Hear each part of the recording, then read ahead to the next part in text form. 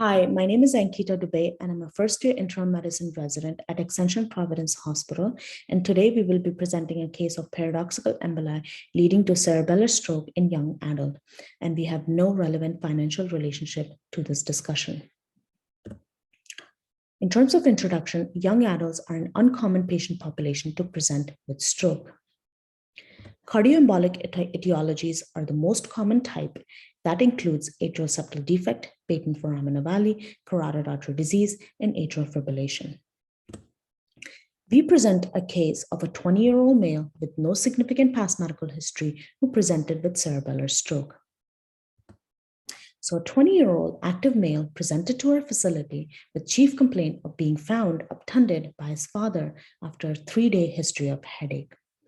This patient was transferred to us from an outside hospital and had obtained a CT imaging at that hospital, which showed a large subacute infarct of the left inferior cerebellum with effacement of the basal cisterns.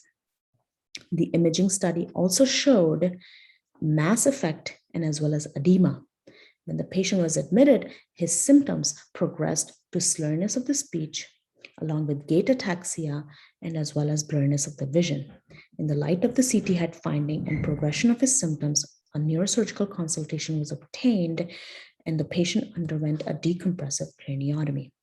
After the decompressive craniotomy, the patient underwent an extensive workup in order to identify the underlying etiology of his ischemic stroke. And the diagnosis remained unclear.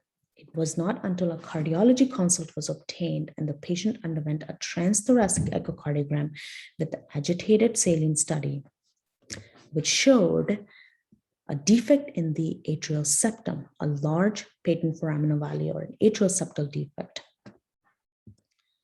The image on the right shows the bubbles crossing from the right atrium into the left atrium and making their way in the left ventricle. This is the most likely etiology of the paradoxical emboli, resulting in ischemic stroke in this individual. So in terms of discussion, cardioembolic etiology of ischemic stroke is important to rule out and exclude in young adult patients. Because most of these younger population do not have risk factor for atherosclerosis or vascular disease, they undergo extensive evaluation with no clear diagnosis. It has been found in the studies that the prevalence of patent foraminovaly is higher in younger population who have diagnosis of cryptogenic stroke. In our case, the diagnosis of PFO was not made until a TTE was done with agitated bubble study that showed a large patent foraminovaly communicating between the right atrium and the left atrium.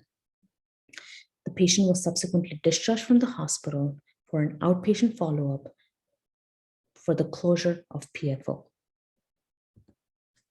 So in conclusion, young adults with no risk factor for atherosclerosis or vascular disease, a PFO or an atrial septal defect should be suspected and a prompt cardiology evaluation should be obtained for an echocardiography. Thank you very much for your time and listening to our presentation.